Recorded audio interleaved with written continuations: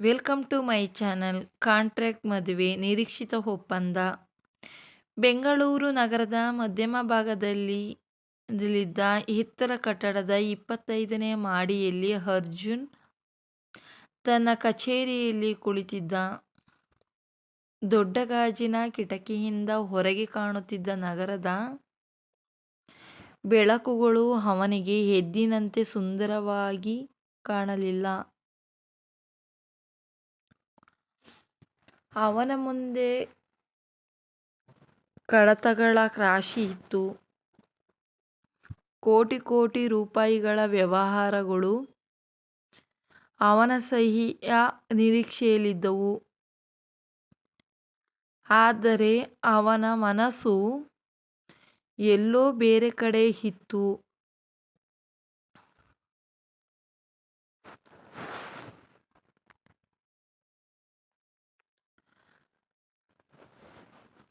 ಅರ್ಜುನ್, ನೀನು ಇನ್ನಷ್ಟು ದಿನ ಹೀಗೆ ಒಬ್ಬಂಟಿಯಾಗಿರುತ್ತೀಯಾ ಎಂಬ ತನ್ನ ತಾಯಿಯ ಮಾತು ಅವನ ಕಿವಿಯಲ್ಲಿ ಮತ್ತೆ ಮತ್ತೆ ಕೇಳುತ್ತಿತ್ತು. ಕಳೆದ 3 ವರ್ಷಗಳಿಂದ ಮನೆಯಲ್ಲಿದ್ದ ಎಲ್ಲರಿಗೂ ಒಂದೇ ಚಿಂತೆ: ಅರ್ಜುನ್ ಮದುವೆ. ಅವನ ತಂದೆ ರಾಘವೇಂದ್ರ ದೊಡ್ಡ ಉದ್ಯಮಿ. ಕುಟುಂಬದ ಗೌರವ ಮತ್ತೆ ಪರಂಪರೆ ಅವನ ಪಾಲಿಗೆ ಬಹಳ ಮುಖ್ಯ. ನಮ್ಮ ಕಂಪನಿಯ ಮುಂದಿನ ಜವಾಬ್ದಾರಿ ನಿನ್ನದು. ನಿನ್ನ ಜೀವನವು ಈಗ ನೆಲೆಗೊಳ್ಳಬೇಕು ಎಂದು ಅವನು ಆಗಾಗ ಹೇಳುತ್ತಿದ್ದರು. ಆದರೆ ಅರ್ಜುನ್ಗೆ ಮದುವೆ ಎಂಬ ವಿಚಾರಕ್ಕೆ ಇಷ್ಟವಿರಲಿಲ್ಲ. ಅವನ ಜೀವನದಲ್ಲಿ ಒಮ್ಮೆ ಪ್ರೀತಿ ಬಂದಿತು. ಕಾಲೇಜು ದಿನಗಳಲ್ಲಿ ಅವನು ಒಬ್ಬ ಹುಡುಗಿಯನ್ನು ತುಂಬ ಪ್ರೀತಿಸಿದ್ದ. ಆದರೆ ಆ ಸಂದರ್ಭ ಕೊನೆಯಲ್ಲಿ ನೋವನ್ನೇ ನೀಡಿತು.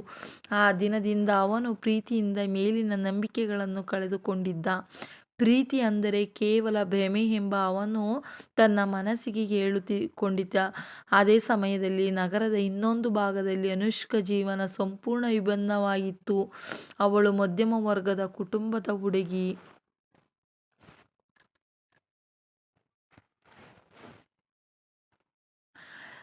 ತಂದೆ ಶಿವಕುಮಾರ್ ಸರ್ಕಾರಿ ಶಾಲೆ ಶಿಕ್ಷಕರಾಗಿ, ತಾಯಿ ಲಕ್ಷ್ಮಿ ಗೃಹಿಣಿ. ಅನುಷ್ಕಾ ಓದಿನಲ್ಲಿ ತುಂಬ ಚುರುಕಾಗಿದ್ದ. ಎಂ.ಕಾಂ ಮುಗಿಸಿ ಕೆಲಸ ಹುಡುಕುತ್ತಿದ್ದ. ಅವಳ ಕನಸು ದೊಡ್ಡದು, ಅಂದರೆ ಪರಿಸ್ಥಿತಿ ಸಣ್ಣದು. ಒಂದು ದಿನ ಜೀವನದಲ್ಲಿ ದೊಡ್ಡ ಆಘಾತ ಬಂತು. ತಂದೆಯ ಹೃದಯದ ಸಂಬಂಧಿತ ಸಮಸ್ಯೆ ಇದೆ ಎಂದು ವೈದ್ಯರು ಹೇಳಿದರು. ಶಸ್ತ್ರಚಿಕಿತ್ಸೆ ತಕ್ಷಣ ಬೇಕಾಗಿದ್ದಾರೆ. ಅದಕ್ಕೆ ಲಕ್ಷಾಂತರ ರೂಪಾಯಿ ಬೇಕಾಗಿತ್ತು. ಆ ಸುದ್ದಿ ಕೇಳಿ ಆ ದಿನ ಅನುಷ್ಕಾ ಕಾಲಡಿ ನೆಲಕ್ಕೆ ಜಾರಿ ಬಿತ್ತು. ಡಾಕ್ಟರ್, ಬೇರೆ ದಾರಿ ಇಲ್ವಾ ಎಂದು ಕಣ್ಣೀರಿಟ್ಟು ಕೇಳಿದಳು. ವೈದ್ಯರು ಮೌನವಾಗಿ ತಲೆ ಅಲ್ಲಾಡಿಸಿದರು. ತಡ ಮಾಡುವುದು ಅಪಾಯಕರ. ಆಸ್ಪತ್ರೆಯಿಂದ ಮನೆಗೆ ಬಂದ ಮೇಲೆ ಮನೆಯ ವಾತಾವರಣ ಮೌನದಿಂದ ತುಂಬಿತ್ತು. ತಾಯಿ ಒಂದು ಮೂಲೆಯಲ್ಲಿ ಕುಳಿತು ಅಳುತ್ತಿದ್ದರು. ತಂದೆ ನಗುವಿನ ಮುಖ ತೋರಿ ಪ್ರಯತ್ನಿಸುತ್ತಿದ್ದರು. ಏನೂ ಆಗಲ್ಲ ಮಗಳೇ ಎಂದು ಹೇಳಿದರು. ಆದರೆ ಅವನ ಕಣ್ಣೀರಿನಲ್ಲಿ ಭಯವನ್ನು ಅನುಷ್ಕಾ ಗಮನಿಸಿತು. ಆ ರಾತ್ರಿ ಅವಳಿಗೆ ನಿದ್ದೆ ಬರಲಿಲ್ಲ. ಬ್ಯಾಂಕ್ ಸಾಲಕ್ಕೆ ಅರ್ಜಿ ಹಾಕಿದಳು. ಸ್ನೇಹಿತರು ಸಹಾಯ ಕೇಳಿದರು. ಸಂಬಂಧಿಕರ ಬಳಿ ಹೋಗಿದಳು. ಆದರೆ ಬೇಕಾದಷ್ಟು ಹಣ ಸಿಗಲಿಲ್ಲ. ಪ್ರತಿದಿನ ಅವಳ ಆತಂಕ ಹೆಚ್ಚುತ್ತಿತ್ತು. ಒಂದು ವಾರದ ನಂತರ ಅನುಷ್ಕಾ ಕೆಲಸದ ಸಂದರ್ಶನಕ್ಕಾಗಿ ಒಂದು ದೊಡ್ಡ ಕಂಪನಿಗೆ ಹೋದಳು. ಅದೇ ಕಂಪನಿ ಅರ್ಜುನ್ನದಾಗಿತ್ತು. ಅವಳು ಸಂದರ್ಶನ ಕೊಠಡಿಯ ಹೊರಗೆ ಕುಳಿತಿದ್ದಳು. ಅವಳ ಮನಸ್ಸಿನಲ್ಲಿ ತಂದೆಯ ಆರೋಗ್ಯದ ಚಿಂತೆ ಮಾತ್ರ. ಅದೇ ಸಂದರ್ಶನದಲ್ಲಿ ಅರ್ಜುನ್ ಅಲ್ಲಿ ನಡೆದ ಒಂದು ಅವನ ಗಮನ ಆಕೆಯ ಮೇಲೆ ಬಿತ್ತು. ಎಲ್ಲ ಅಭ್ಯರ್ಥಿಗಳ ಮುಖದಲ್ಲಿ ಉತ್ಸಾಹ ಕಾಣುತ್ತಿತ್ತು. ಆದರೆ ಈ ಹುಡುಗಿಯ ಮುಖದಲ್ಲಿ ಮಾತ್ರ ನೋವು, ಸಂಕಷ್ಟವಾಗಿತ್ತು. ಅರ್ಜುನ್ ಕ್ಷಣ ಕಾಲ ನಿಂತ ನಂತರ ತನ್ನ ಕೆಲಸಕ್ಕೆ ತೆರಳಿದ. ಸಂದರ್ಶನ ಮುಗಿಸಿದ ನಂತರ ಅನುಷ್ಕಾಗೆ ಕರೆ ಬಂತು. ಅವಳು ಕೆಲಸಕ್ಕೆ ಆಯ್ಕೆಯಾಗಿದ್ದಳು. ಅದು ಅವಳಿಗೆ ಸ್ವಲ್ಪ ನೆಮ್ಮದಿ ತಂದಿತು. ಆದರೆ ಆ ಸಂಬಳದಿಂದ ತಂದೆಯ ಚಿಕಿತ್ಸೆ ವೆಚ್ಚ ಭರಿಸಲು ಸಾಧ್ಯವಾಗಲಿಲ್ಲ. ಕೆಲ ದಿನಗಳ ನಂತರ ಅರ್ಜುನ್ ತನ್ನ ಸಹಾಯದಿಂದ ಒಂದು ವರದಿ ನೋಡಿತು. ಅದರಲ್ಲಿ ಉದ್ಯಮಿಗಳ ವಿವರದಲ್ಲಿ ಅನುಷ್ಕಾ ಮಾಹಿತಿ ಕೂಡ ಇತ್ತು. ಅವಳ ಕುಟುಂಬದ ಪರಿಸ್ಥಿತಿಯ ಬಗ್ಗೆ ಕೆಲವು ವಿವರಗಳು ಅವನ ಗಮನ ಸೆಳೆದವು. ಅವನು ತಿಳಿಯದೆ ಈ ವಿಷಯದ ಬಗ್ಗೆ ಯೋಚಿಸಲು ಆರಂಭಿಸಿದ. ಅದೇ ಸಂದರ್ಭದಲ್ಲಿ ಹಬ್ಬದಲ್ಲಿ ಅವನ ಮನೆಯಲ್ಲಿ ಮತ್ತೆ ಮದುವೆ ವಿಷಯ ಶುರುವಾಯಿತು. ಈ ಬಾರಿ ನೀನು ನಿರಾಕರಿಸಲು ಸಾಧ್ಯವಿಲ್ಲ ಎಂದು ತಂದೆ ಕೊಟ್ಟಿದ್ದ ಕಾಯಿ ಹೇಳಿದ. ಅರ್ಜುನ್ ಬೇಸರದಿಂದ ಹೊರಟ. ಅವನ ಮನಸ್ಸಿನಲ್ಲಿ ಒಂದು ವಿಚಿತ್ರ ಯೋಚನೆ ಮೂಡಿತು. ಒಂದು ಸಂಜೆ ಅನುಷ್ಕಾ ಕಚೇರಿಯಲ್ಲಿ ಸಂದರ್ಶನ ಬಂತು. MD ಸರ್ ನಿಮ್ಮನ್ನು ಭೇಟಿಯಾಗಲು ಹೇಳಿದರು. ಅವನು ಆಶ್ಚರ್ಯಗೊಂಡಳು.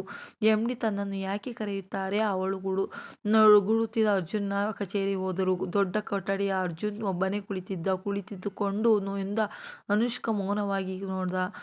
ಕೆಲ ಕ್ಷಣ ಮೌನ ಆವರಿಸಿತು. ನಂತರ ಅರ್ಜುನ್ ಮಾತನಾಡಲು ಆರಂಭಿಸಿದ. ನಿನ್ನ ತಂದೆಯ ಆರೋಗ್ಯದ ಬಗ್ಗೆ ನಿನಗೆ ಗೊತ್ತಾಗಿದೆ. ಅನುಷ್ಕಾ ಬೆಚ್ಚಿ ಬಿದ್ದಳು. ಸರ್, ನಿಮಗೆ ಹಣ ಅವಶ್ಯಕತೆ ಇದೆ ಅಲ್ಲವೇ? ಅವಳು ತಲೆ ತಗ್ಗಿಸಿದಳು. ಅವಳ ಕಣ್ಣಲ್ಲಿ ಕಣ್ಣೀರು ತುಂಬಿತು. ಅರ್ಜುನ್ ಕೆಲ ಕ್ಷಣ ಯೋಚಿಸಿ ನೇರವಾಗಿ ಕೇಳಿದ. ನಾನು ನಿನಗೆ ಒಂದು ಪ್ರಸ್ತಾಪ ಕೊಡಲು ಬಯಸುತ್ತೇನೆ. ಅನುಷ್ಕಾ ಗೊಂದಲದಿಂದ ನೋಡಿದಳು. ಯಾವ ಪ್ರಸ್ತಾಪ? ಅರ್ಜುನ್ ಆಳವಾಗಿ ಉಸಿರೆಳೆದ. ಅವನ ಮುಂದಿನ ಮಾತು ಅನುಷ್ಕಾ ಜೀವನವನ್ನೇ ಬದಲಾಯಿಸಿತು. 1 ವರ್ಷದ ಕಾಂಟ್ರಾಕ್ಟ್ ಮದುವೆ ಮಾಡಿಕೊಳ್ಳೋಣ. ಈ ಮಾತು ಕೇಳಿದ ಕ್ಷಣದಲ್ಲಿ ಅನುಷ್ಕಾ ಮಾತೇ ಬರದಂತೆ ಕುಳಿತಳು.